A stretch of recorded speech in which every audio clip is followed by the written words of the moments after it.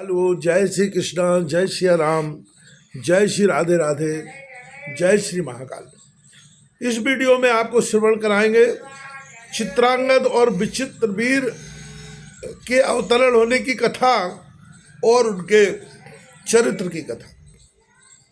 महाराजा शांतनु की रानी सत्यवती के चित्रांगद और विचित्र वीर नामक दो पुत्र हुए। भीष्म ने अपने दोनों भाइयों को विद्याध्ययन कराया। वे स्वयं माता पिता की सेवा में रत रहने लगे। जब चित्र और विचित्र बालक ही थे, महाराज शांतनु गोलोकवासी हो गए। अतः भाइयों की देखरेख, माता की सेवा और राज्य की देखरेख का भार भीष्म पर आया। चित्र और विचित्र भीष्म के संरक्षण में आनंद पूर्वक रहने लगे। जब वे बड़े हुए तो भीष्म को अपने भाइयों के विवाह की चिंता हुई। काशी नरेश ने अपनी अंबिका और अंबालिका नामक 3 कन्याओं के विवाह के लिए स्वयंवर रचा। भीष्म को जब स्वयंवर का पता चला तो वे गए और बलपूर्वक उन तीनों कन्याओं को हर लाए। भीष्म ने अंबिका का विवाह चित्रांगद से और अंबालिका का विचित्रवीर से कर दिया। अंबा, जो उनमें सबसे बड़ी थी, उसने भीष्म से कहा, मैं राजा सल्व को प्रेम कर चुकी हूँ। यह सुनकर भीष्म ने उससे कहा, तुम प्रसन्नता से सल्व के पास जाकर उनसे विवाह कर लो, क्योंकि आर्य कन्या जीवन में केवल एक बार ही वरण कर सकती है। अंबा सल्व के पास गई और उससे विवाह करने की प्रार्थना की। सल्व ने कहा, तुम्हें भीष्म स्वयंवर से जीत कर ले जा चुका है, अतः अब तुम मेरे काम की नहीं रही, मैं तुमसे विवाह नहीं कर सकता। अब लज्जित होकर भीष्म के पास पुनः आई, परंतु भीष्म अम्बा को रखने को तैयार न हो सके। इस पर अम्बा खींचकर परशुराम के पास गई और उनसे समस्त कथा कही। परशुराम जी को अम्बा पर तरस आया। वे उसे लेकर भीष्म के पास आए और अम्बा को ग्रहण करने के लिए कहा। भीष्म ने गुरु के सम्मुख अपनी प्रतिज्ञा बताकर असमर्थता प्रकट की। महर्षि परशुराम को भीष्म का उत्तर संतुष्ट न कर सका। उन्होंने युद्ध करने का निश्चय किया। युद्ध छिड़ गया। दोनों गुरु से एक कठिन बाण छोड़कर एक दूसरे को पराजित करना चाहते थे। यह युद्ध 7 दिन तक बराबर चलता रहा। परशुराम जी ने क्रोधित हो अनेक बाण छोड़े, किंतु भीष्म ने उनको मार्ग में ही काट गिराया।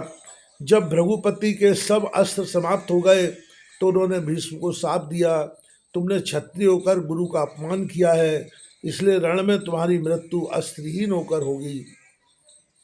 जब परशुराम जी शाप देकर चले गए तो अम्बा को अपनी दशा पर महान दुख हुआ।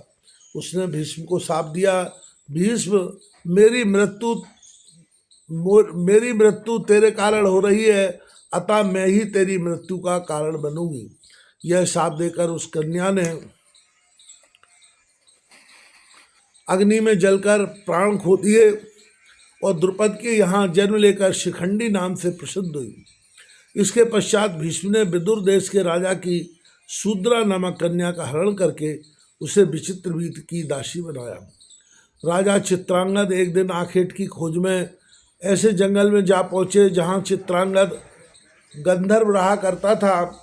उसने राजा पर बड़ा क्रोध किया और कहा, तूने मनुष्य होकर गंधर्वों का नाम रखा है, अस्तु तेरी मृत्यु निश्चित है। इतना कह उसने बहुत से गंधर्वों को बुलाकर राजा से युद्ध ठान लिया। भीष्म ने चित्रांगद का क्रियाकर्म करने के उपरांत विचित्र वीर को राजा बनाया। सत्यवती के दुख का पारावार न था। युवावस्था में पति वियोग, दूसरे पुत्र की मृत्यु का कारण उनके आंसू न सूखते थे। माता की व्याकुलता दूर करने के निमित्त भीष्म उनके निकट जा पहुँचे। निकट जा दुख दूर करने वाले सुंदर उपदेश देने लगे। जब इस प्रकार उपदेश देते बहुत दिन बीत गए तो विचित्रवीर के मन में यह पाप उत्पन्न हुआ कि भीष्म रात के समय में माता के पास क्या करते हैं। उसे पाप पूर्ण शंकाएं होने लगी, किंतु भीष्म पर विचित्रवीर को जब शुभ कर्म करने की वास्तविकता ज्ञात हुई तो उन्हें अपने मन में उत्पन्न होने वाले पाप के लिए बड़ा दुख हुआ। वे उसके प्रायश्चित का उपाय जानने की आशा से भीष्म के निकट जाकर बोले, हे बंधु, मनसा पाप धारण करने वाले की मोक्ष किस प्रकार हो सकती है? भीष्म ने बताया कि निर्दोष को दोष लगाने वाले व्यक्ति का प्रायश्चित काशी जाकर अग्नि द्वारा अपने शरीर को जला देने पर ही होता है। विचित्रवीर भीष्म की बात सुनकर चुपचाप काशी चले गए। मनसा पाप का प्रायश्चित करने को राजा ने अपने शरीर को अग्नि को भेंट कर दिया। राजा सत्यवती और भीष्म का पता लगाने पर वंश नाश हो जाने के लिए महान दुख हुआ। अब सत्यवती के सामने यह प्रश्न आया कि राज्य का शासक कौन बने। भीष्म राजगद्दी पर न बैठने की प्रतिज्ञा में बंधे थे। केवल एक ही मार्ग था कि चित्रांगद और विचित्रवीर की रानियों को किसी प्रकार संतान हो जिससे राजवंश चलता रहे। पहले सत्यवती ने चाहा कि भीष्म ही अंबिका तथा अंबालिका को ग्रहण करके संतानोत्पत्ति करके राजवंश चलावे, परंतु भीष्म ने अपनी ब्रह्मचर्य व्रत की प्रतिज्ञा छोड़ना किसी प्रकार भी स्वीकार नहीं किया। सत्यवती को एकाएक अपने पुत्र व्यास की याद आई। स्मरण करते ही व्यास जी अपनी माता के सम्मुख उपस्थित हो गए और स्मरण करने का कारण पूछने लगे। व्यास जी को राजवंश चलाने को कहा और अंबिका व अंबालिका को संतान दान देने को कहा। व्यास जी ने माता की प्रतिज्ञा सिरोधार करके कहा, बारी बारी दोनों यदि मेरे पास नग्नावस्था में आवे तो इनसे संतान होगी। पहले अंबिका उनके पास पहुंची, परंतु व्यास जी के सामने जाते ही लज्जा से उसकी आंखें बंद हो गई।